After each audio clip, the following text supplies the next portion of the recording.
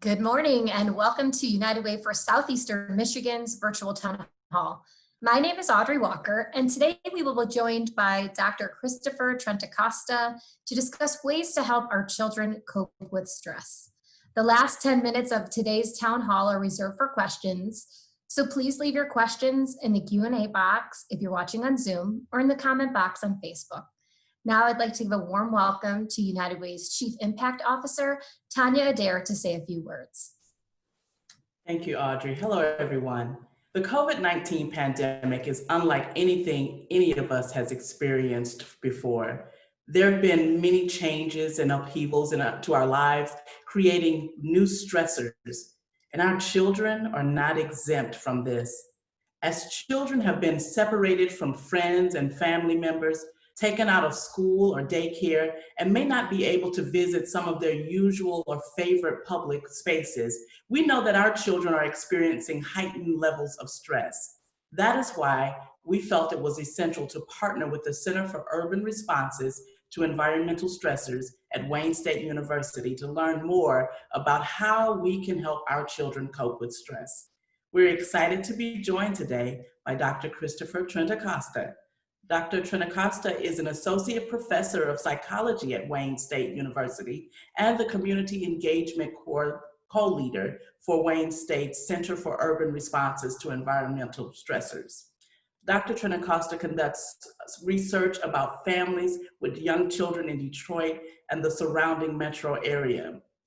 He's also a licensed clinical psychologist and teaches and mentors undergraduates and graduate students at Wayne State University. Please join me in welcoming Dr. Trentacosta. Thank you for being here with us today.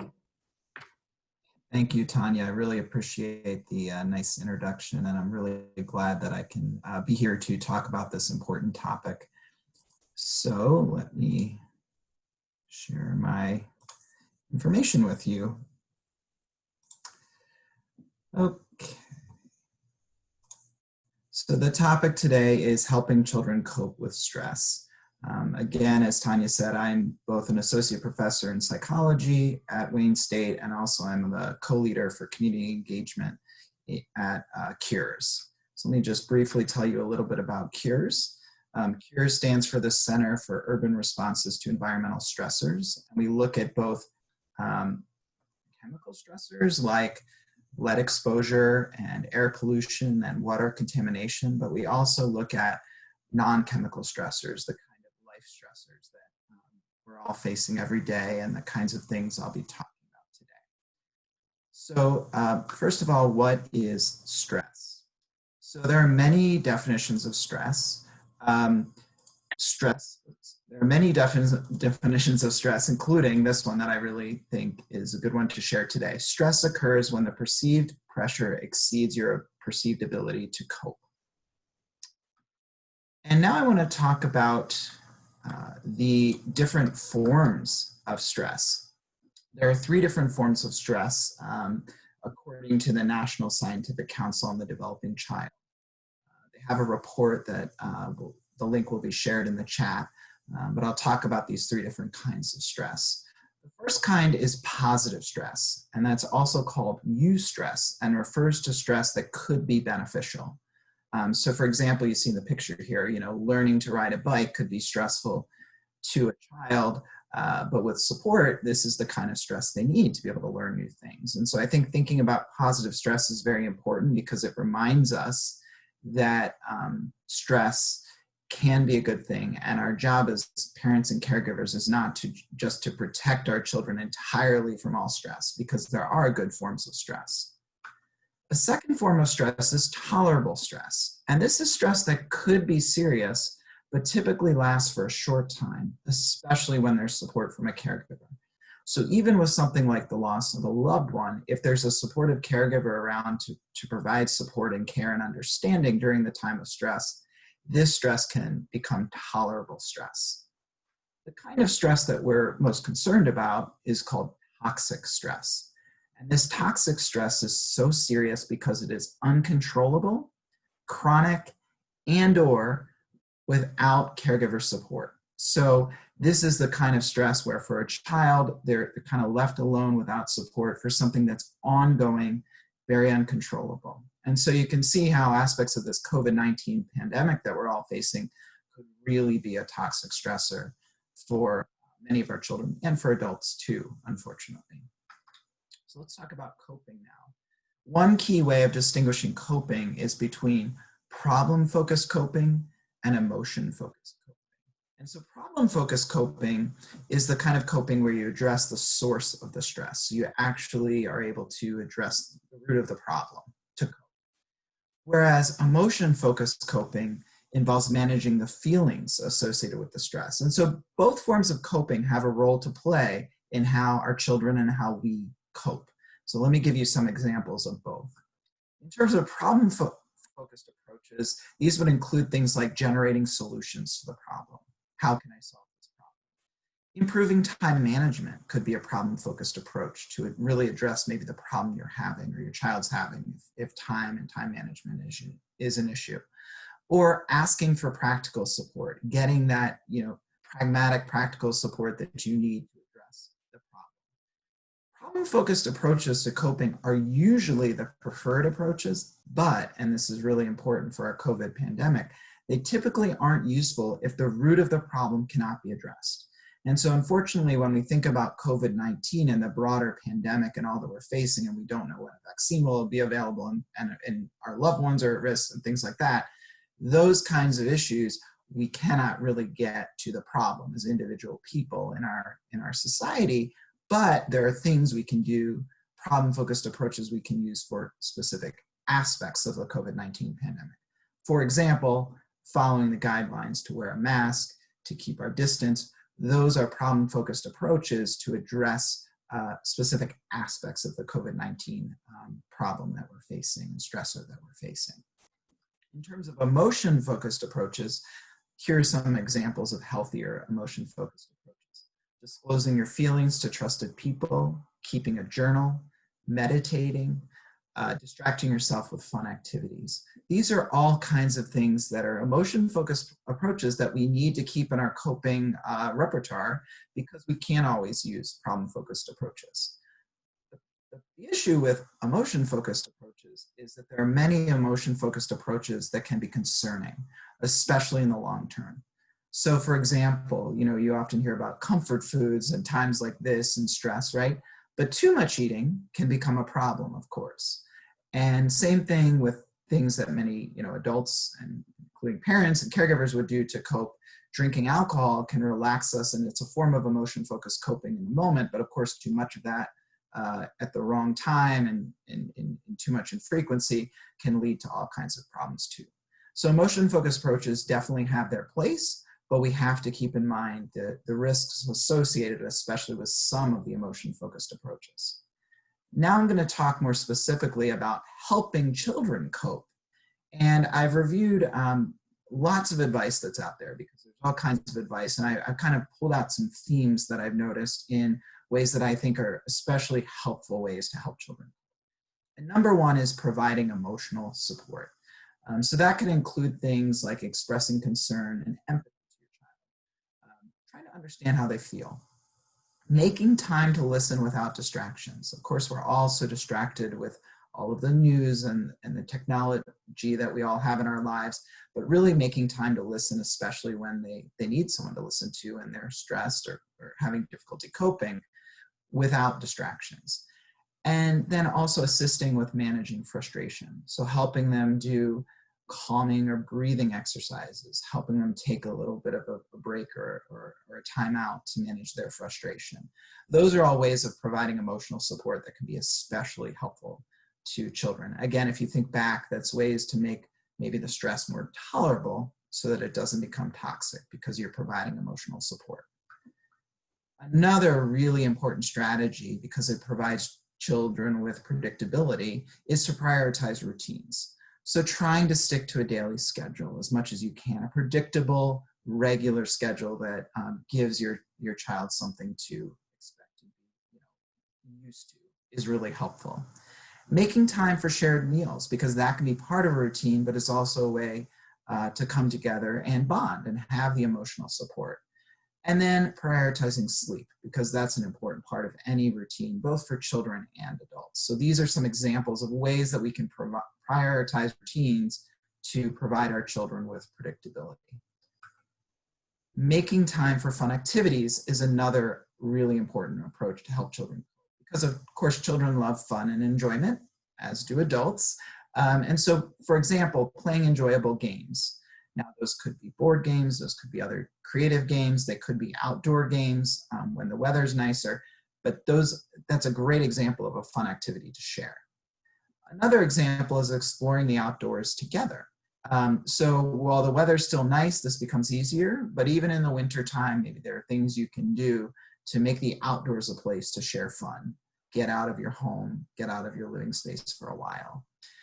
Another example would be prioritizing special family rituals. So family rituals could be things like the weekly Zoom or FaceTime with extended family members, or family game night, or family movie night, the kinds of things that your child will look forward to. It gives that sense of predictability that I talked about before, and it also can help them cope by knowing that there are things to look forward to and expect and enjoy. So these are three things, the emotional support, the routines, the fun activities for you as a parent or caregiver to help your child cope. But importantly, and last but not least, addressing your own stress becomes an important part of the picture. Prioritizing your own self-care needs. What do you need? What kind of emotion-focused and problem-focused coping do you need to get through the days and the weeks, right? That becomes really important. Recognizing your own emotional challenges and setting aside time for your own sleep and relaxation. Because one thing we know, and I think this metaphor gets at it really well, when you go on an airplane, I know most of us aren't on airplanes in recent times, but when you're on the airplane and they're getting ready to take off, they always talk about putting on your own mask before putting on a child's mask. And this is kind of a good metaphor, as this website shows, for what we're coping with now and at other times too, because if we don't address our own stress, then we're potentially putting our children at risk. And so in a recent study led by Dr. Lucy McGoran here at Wayne State of families in the Detroit area during this COVID-19 pandemic, 27.2% of parents reported clinically elevated symptoms of depression, and 34.2% of parents reported clinically elevated symptoms of anxiety. And I've checked other studies that are being conducted around this time, and this is fairly similar around other parts of the world. And these do seem to be elevated rates compared to what people experienced and parents experienced before the COVID-19 pandemic.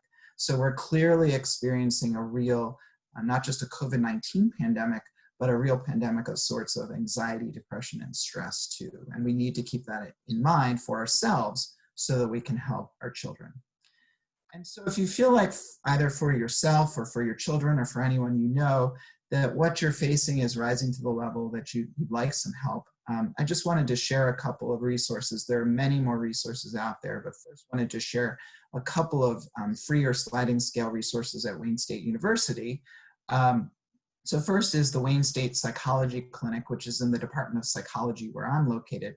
They're currently offering virtual therapy over the phone or internet with sliding scale fees that are based on income. You can call 313-577-2840 to reach the Wayne State Psychology Clinic. Another option is the Wayne State Mental Health and Wellness Clinic, operated through the College of Education. They're offering free virtual therapy, and for that you can call 313-577-8744. I do have more extensive lists I'd be happy to share. I know also they'll talk about 211 at the end of this presentation, the United Way service. But if you would like the list that I have, feel free to contact me. Here's my email address. If you would like a list of other free or reduced cost mental health services in the community. And I'd like to conclude with some information about cures. And so if you'd like to follow us on social media, here is our Facebook, Twitter, and Instagram information. We also do things like put on events, currently virtual events in community, not all unlike this town hall right now. We have fact sheets like the ones here. One is on social stressors with the information about stress that I shared today. Another that we've recently produced on COVID-19 in Detroit. And so if you're interested in joining us and learning more, feel free to reach out to Rochelle Chapman at the email address here or at 313-577-5045 to learn more, to receive our e-newsletter and learn more about our future events. Thank you very much. Thank you very much. Such valuable information to share with us, especially during these difficult times, and in general too, well-being is so important and critical. So we're now going to begin with some Q&A. If you've not done so, if you can put your questions in the Q&A box or the comment box on Facebook, that would be great.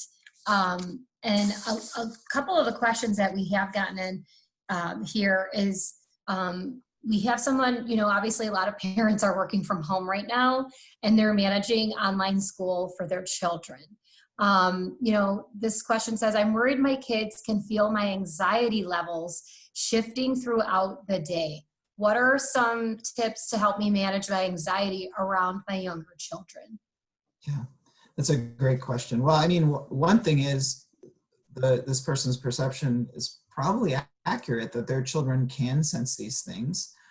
That's not entirely a bad thing, right? I mean, we want our children to have an understanding of feelings. So in a sense, completely hiding how we feel from them is not a good thing either. But at the same time, of course, like I said before, addressing your own stress becomes really important. Finding time, making time for your own self-care, even if it means just a few minutes and taking a breather in whatever way you can, it is really important so that your stress and anxiety is not bleeding over too much into what your kids are experiencing. But at the same time, recognizing and acknowledging, as I showed before, I mean, rates of stress and anxiety are quite high right now. You're not alone, and to some extent, to a level that's developmentally appropriate and appropriate for the situation, it's okay for your children to know that there are struggles you're facing right now. Thank you. That is important. Children are people, they can feel that. And, that is kind of part of your family unit too, and how they learn as well. Now, what about resources for single parents that maybe don't have a lot of a support network? Can you share what might be available in that regard? A little bit more support? Yeah, that's a great question. I think it's difficult to know it without knowing where a person's located and exactly what resources are in their area. But one of the real benefits, if we can see any silver linings of COVID-19, is in the mental health community, there's much more virtual, either by phone or internet, both therapy and support groups out there. So a lot of the community mental health agencies, obviously I shared these training clinics that have free or reduced cost therapy, but a lot of community mental health agencies, some that partner with United Way that I know, have what in normal times would be home visiting type programs. But in these times, they're likely continuing to do that work virtually, so over the phone or internet. There are also programs out there, a program called Mom Power that's based out of the University of Michigan that I know has been disseminated and used in local community mental health agencies. I'd imagine that they're doing that sort of work virtually, and those are like groups oftentimes. So there could be those kind of virtual groups to join as well. So what I would encourage the person to do is, reach out to a local community mental health agency or community service agency. And if they're not unsure, they could contact 211 to learn more about which agencies are in their community. That's great. And kind of going along with that, I know a lot of these questions are similar, just with obviously concerns of parents with their kids at home and them being at home.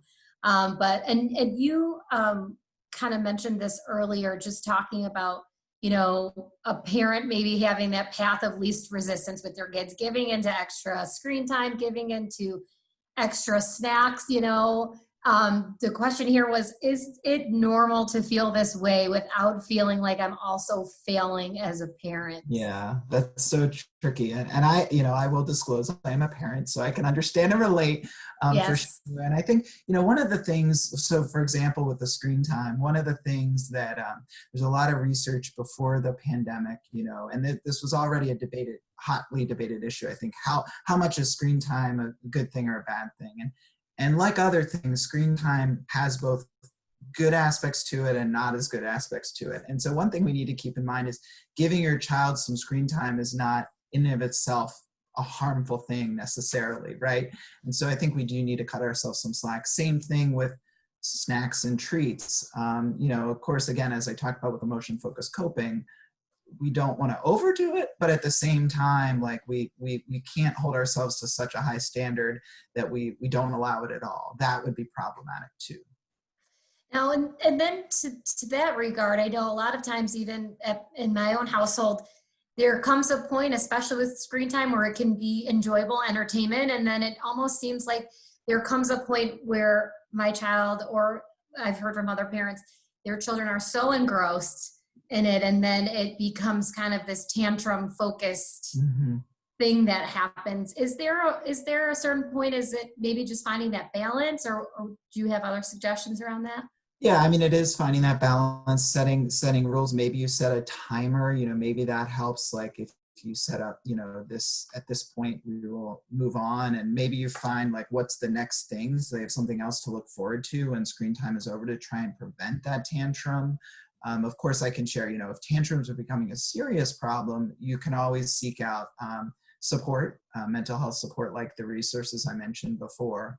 If it's really getting to be a serious problem and you'd like support for that, that's what I would recommend to someone. But yeah, for the typical kind of tantruming, I think setting some clear limits and having the child expect, and it's kind of like the daily schedule I mentioned before, like if they kind of know what the routine is, when the screen time is, on the weekend, let's say, when they're not in school, that could be a helpful way to increase some predictability. Mm-hmm. And then how would a parent, so, you mentioned obviously stress levels are higher, both parents and children, but how would a parent be able to determine if it's more frequent tantrums that is due to stress, or just kind of like growing pains, if you will, or that sort of thing? What are some indicators? Yeah, that's a really good point. Well, I mean, one thing is, is it changing a lot from how it was before? Tantrums can be quite normative for younger children, toddlers, preschool age children, even into school age children. It's not like uncommon to see tantrums. So a single tantrum is not necessarily an indicator of a serious problem. But if you're noticing a big change from before, then I think one thing to do is, think about the root of what's going on. What might be different, right? What might have changed that's leading to this tantrum? What might really be behind this tantrum? So you can think about that and have some maybe open, communication with your child about that if you're able to do that.